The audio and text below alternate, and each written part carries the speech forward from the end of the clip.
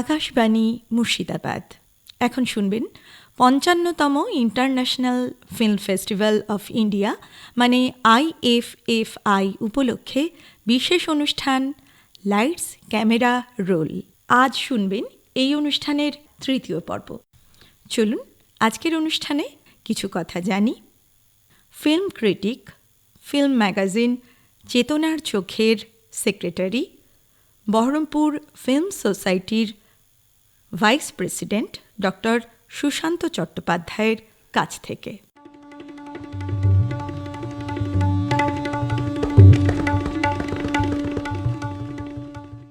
বন্ধুরা, lights camera roll এই অনুষ্ঠানের বন্ধুরা ফিল্ম নিয়ে কথা বলছি আমরা। আর সিনেমার ক্ষেত্রে দেখা যায় তার শিল্প যে ভাবনা, সেই ভাবনার ভাষা আলাদা, রীতি আলাদা।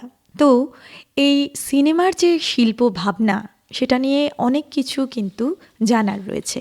সেটাও স্যার আপনার কাছেই জানতে চাইব, গোটা বিষয়টা নিয়ে, যে এই যে সিনেমার শিল্প ভাবনা, তার সঙ্গে কি পার্থক্য রয়েছে অন্য কোনো যে মাধ্যম, তার যে ভাবনা আর বিষয়টাই বাকি? নিশ্চয়ই মাধ্যম, প্রত্যেকটা মাধ্যমের আলাদা আলাদা ভাবনা থাকে।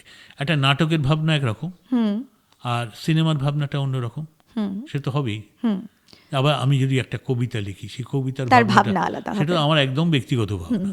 কেমন, এটা যেমন একটা সমষ্টির ভাবনা, কিন্তু আমার কবিতার ভাবনা বা আমার গল্পের ভাবনা সেটা আমার অবশ্যই আলাদা হবে। এবার জানতে চাইবো যে সিনেমার যে শিল্প ভাবনা, তার কি রীতিটা কি, তার রীতিটা কি ধরনের আলাদা? তার রীতি নিশ্চয়ই অনেকটাই আলাদা তো বটেই। কারণ আমি আমার জীবনটাকে দেখতে পাচ্ছি, যেটা অন্য কোনো মাধ্যম কিন্তু সেইভাবে দেখাতে পারছে না। এবং আমাদের যে কল্পনার জগৎ, সেই কল্পনার জগৎটাকে নানানভাবে সে ভরিয়ে তুলতে পারছে। সে তো বটেই, আমরা আমাদের কল্পনার জগৎকে আলাদাভাবে সবকিছুই ভরিয়ে তুলতে পারে। আমার আকাশে ওড়ার ইচ্ছে, আমি কিন্তু আমি যখন একটা এরোপ্লেন তৈরি করার কথা ভেবেছিলেন যারা, তাদেরও একটা নিশ্চয়ই ভাবনা ছিল, রাইট ভাতৃদ্বয় একটা ভাবনা ছিল। তাই সেরকম মনে রাখতে হবে, একটা সিনেমা মানে আজকের দিনে একটা সিনেমা কিন্তু একটা বিশাল যৌথ প্রয়াস। অবশ্যই এই যৌথ প্রয়াসকে ঠিকমতো মেটেরিয়ালাইজ করার জন্যে একটা মানে এককভাবে কোনো কিছুই সম্ভব না। শুধু পরিচালক একটা সিনেমা করতে পারেন না, কখনোই না। একজন অভিনেতাও একটা সিনেমা করতে পারে না। একজন সাধারণ যিনি আলো নিয়ে যাচ্ছেন, তারও যেমন প্রয়োজনীয়তা রয়েছে, আবার যিনি খাবার দিচ্ছেন তারও প্রয়োজনীয়তা রয়েছে। কাজে সবাই মিলে একটা তৈরি হওয়া। আবার দেখুন, নির্বাক যুগের যে শিল্প ভাবনা, সেটা তো অন্যরকম ছিল। যেমন আমি যদি সন্ধ্যের একটি দৃশ্যকে আমার ফিল্মে আনতে চাই, তাহলে ওই দৃশ্যটাকে আনার জন্য, যেহেতু আমার কোনো ভাষা নেই, আমাকে কিন্তু সেই লাইটটাই প্রয়োজন, সেই রকমভাবেই প্রয়োজন, আমি সেই সময়েই কিন্তু সেটার ফিল্মিং করছি, এরকম একটা ধারণা ছিল। তো তারপরে তো আমরা সবাক যুগে চলে এলাম। নির্বাক যুগে আমাদের মানে আমাদের এই ভারতে কি কাজ হয়েছে সেটা একটু জানা দরকার। আমি কি বলি তাহলে, ভারতের প্রথম চলচ্চিত্রকার হলেন হীরালাল সেন। তার সংস্থা যে রয়্যাল বায়োস্কোপ কোম্পানি প্রতিষ্ঠা হয় 1898-তে। এই কোম্পানি পরবর্তী 15 বছরে প্রায় 40টি ছবি করেন, যার সবকটি অমরেন্দ্র দত্তের ক্লাসিক থিয়েটারের বিভিন্ন নাট্য প্রযোজনার চলমান চিত্ররূপ। মনে রাখতে হবে, এগুলো কিন্তু ভারতের যে ছবিগুলো তৈরি হয়েছিল, সেগুলো হয়েছিল কলকাতায়। কেমন, এদের দীর্ঘতম প্রযোজনা আলিবাবা ও 40 চোর 1903 সালে হয়েছিল। পরবর্তীকালে জামশেদজি ফ্রামজি ম্যাডান তার ম্যাডান থিয়েটার ও এলফিনস্টোন বায়োস্কোপ কোম্পানি বা বীরেন্দ্রনাথ সরকারের নিউ থিয়েটার্সকে কেন্দ্র করে কলকাতার চলচ্চিত্রের প্রাণকেন্দ্র গড়ে উঠল। 13তে দাদাসাহেব ফালকে মারাঠি ছবি রাজা হরিশ্চন্দ্র তৈরি করলেন এবং 1912তে রামচন্দ্র গোপাল দাদাসাহেব তোরনের ছবি পুণ্ডলিক মুক্তি পেয়েছিল। এই ছবিটি ছিল 22 মিনিট এবং একটি জনপ্রিয় নাটকের চিত্ররূপ। মনে রাখতে হবে সবকটি নির্বাক ছবি। আর এবার একটু যদি আমরা ইয়েতে যাই, যে তার মধ্যে একটু শিল্প ভাবনাটাকে যদি আমরা দিতে পারি, তাহলে কিছুটা আমরা বলতে পারি নতুন কিছুর যে প্রকাশ ঘটছে অন্য শিল্পক্ষেত্রে, সেগুলো কিছু কীভাবে এলো। প্রভাব ফেলেছিল সিনেমা আঙ্গিকে। সিনেমার ভাষায়। যেমন ধরো জার্মান এক্সপ্রেশনিজমের যুগ, সেটা হচ্ছে 19 থেকে 1924, 1919 থেকে 1924। প্রথম বিশ্বযুদ্ধ কালীন জার্মান সিনেমায় ডয়েশ ব্যাংকের যুদ্ধ সমর্থক ছবি শুরু হয়েছিল এবং সেখানে পর্যাপ্ত অনুদান পেয়েছিল জার্মান প্রশাসন থেকে, এবং সেই ছবির একটা বিশেষ ধারা নিশ্চয়ই আমরা লক্ষ্য করতে পেরেছিলাম, যে সেগুলো যুদ্ধ ছবি, যুদ্ধধর্মী ছবি। তা এই ছবিগুলো যখন যুদ্ধ শেষ হয়ে গেল, তখন মানুষের চিন্তাকে অন্যভাবে প্রভাবিত করার প্রয়োজন বোধ করলেন তারা। তখন মেনলি 3 ধরনের ছবি বাজারে এলো। একটা হচ্ছে অ্যাডভেঞ্চার ধর্মী বা স্পাই ছবি, দ্বিতীয় হচ্ছে শিক্ষামূলক ছবি, এবং তারই মোড়কে যৌনধর্মী ছবির প্রকাশ হলো, এবং জনপ্রিয় ইতালীয় মহাকাব্যের অনুসারী ছবি। জার্মানিতে প্রথম ছবি শুরু করেছিলেন 1895 সালে মার্কস এবং এমিল স্কলান্দাসভস্কি।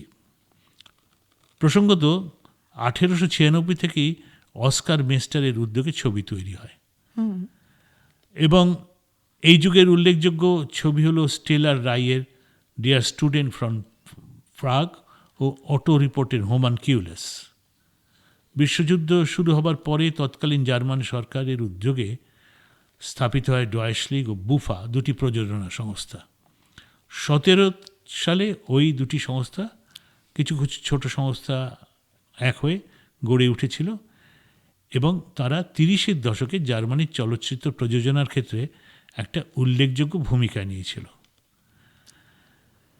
এরপরে আসছি আমরা সোভিয়েত ছবির কথায়, কারণ আমরা তো বিদেশের ছবির কথায় বলতেই চাই, কেননা জার্মান ছবি মূলত যখন 1933 জানুয়ারিতে জার্মানির কর্তা হয়ে বসেছিলেন হিটলার, তখন জার্মান ছবি হয়ে গেল নাৎসি প্রচারের একটা মাধ্যম। আচ্ছা। এরপরে এলো সোভিয়েত ছবির কথায়। সোভিয়েত সমাজতান্ত্রিক বাস্তববাদ হলো এক্সপ্রেশনিজমের অবসম্ভাবী অ্যান্টিথিসিস। লুমিয়ের ভাইদের সিনেমাটোগ্রাফ আবিষ্কারের কয়েক মাস পরেই 1896 গ্রীষ্মকালে রুশ দেশের ছবি শুরু হয়। তবে সেসব ছবি নিছকই দর্শকদের তাৎক্ষণিক আনন্দ দেওয়ার জন্য, এবং বর্তমান সোভিয়েত চলচ্চিত্রের জন্মমুহূর্তকে ধরা হয় 1919 27 আগস্ট, যে মুহূর্তে ভ্লাদিমির ইলিচ লেনিন চলচ্চিত্র শিল্পকে জাতীয়করণের ডিক্রিতে স্বাক্ষর দিলেন এবং তৈরি হতে শুরু করলো জীবনের জন্য শিল্প, এই বৈপ্লবিক মূল্যবোধকে সামনে রেখে। এ হলো সমাজতান্ত্রিক বাস্তবতা। এবং 1925 সালে সের্গেই আইজেনস্টাইন, খুব নাম করা আইজেনস্টাইন আমাদের কাছে, সের্গেই আইজেনস্টাইন মাত্র 27 বছর বয়সে সৃষ্টি করলেন তার যুগান্তকারী ছবি ব্যাটলশিপ পোটেমকিন। সোভিয়েট রুশ জারের বিরুদ্ধে প্রিন্স পোটেমকিন তাভারিচেস্কি যুদ্ধজাহাজে যে বিদ্রোহ সংগঠিত হয়, যে বিদ্রোহের আগুন ছড়িয়ে পড়ে সারা রুশ দেশে, এবং যে বিদ্রোহ জার কর্তৃক নিষ্ঠুরভাবে দমন করা হয়, ছবিটির বিষয়বস্তু ছিল সেই ঘটনা কেন্দ্রিক। অর্থাৎ কিভাবে পাল্টাচ্ছে ভাষা, অর্থাৎ একটা বিপ্লবকে রূপ দিতে পারছে একটা সিনেমা। সোভিয়েত ছবির ক্ষেত্রে নানা উত্থান পতন দেখা গেছে। আইজেনস্টাইনকে নানা বিপত্তির মধ্যে দিয়ে সারাটা জীবন কাটাতে হয়েছে। যাই হোক, এরপরে আসি আমরা মানে সালভাদর ডালি, খুব নামকরা শিল্পী একজন, যিনি সারিয়ালিজমের অন্যতম প্রবক্তা। বুনিয়ালের 2টি স্বতন্ত্র ধরনের ছবিতে উন চিয়েন আন্ডালো এল আগো ডি অর, এই 2টো ছবিতে 1930 সালে তিনি অভিনয় করেছিলেন। ছবিতে তিনি সহযোগী হিসেবে কাজও করেন। বুনুয়েল মাদ্রিদ থেকে বিশ্ববিদ্যালয়ের পাঠ শেষ করে ছবি করতে আসেন। শিল্পগতভাবে তৃতীয় দশকের প্যারি ছিল সারিয়ালিজমের তাজা বন্যায় উচ্ছ্বসিত। রিয়ালিজম ছিল বাস্তবসম্মত পদ্ধতির অভিমুখী। এখানে ছিল এক্সপ্রেশনিজম থেকে সারিয়ালিজম হলো রিয়ালিজম। ছবিতে যথাসম্ভব বাস্তব নৈকট্য বজায় রাখা হতো। এই রিয়ালিজম থেকে বেরিয়ে হলো পোয়েটিক রিয়ালিজম, আরেকটা তার একটা অফশুট, যা ছবি উপস্থানের একটা কাব্যিক সুষমা এনে দিল। আমাদের দেশে বহু ছবি, বিশেষত পথের পাঁচালী, এই ভাবনার ফসল। আর এক রিয়ালিজম হলো সোশ্যালিস্ট রিয়ালিজম, যার সংজ্ঞা দেওয়া হয়েছে collective statement and expression of useful and mass subjects that bear social and political relevance of the Marxist belief. যারা মার্কসিস্ট বিলিভকে করে ছবি তৈরি করতে থাকবো, সেই ধরনের ছবি। এতে মূলত সংকীর্ণ বুর্জোয়া ধারণার বিরোধিতা করার উদ্দেশ্য প্রকাশ পেয়েছিল।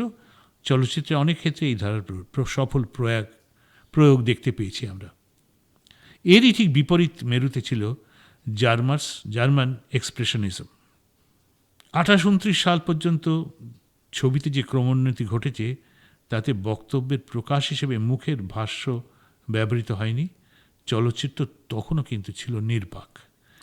তবে কোনো কোনো ক্ষেত্রে আবহ সঙ্গীত ছিল, অর্থাৎ প্রেক্ষাগৃহে উপস্থিত বৃন্দবাদন চলত, অর্থাৎ ছবির মুড অনুযায়ী আবহ সঙ্গীত তাৎক্ষণিক ব্যবস্থায় বাজানো হতো। সবাক চিত্রের সূচনা ঘটল হলিউডের ওয়ার্নার ব্রাদার্সের স্টুডিওতে তোলা দ্য জাজ সিঙ্গার ছবিতে।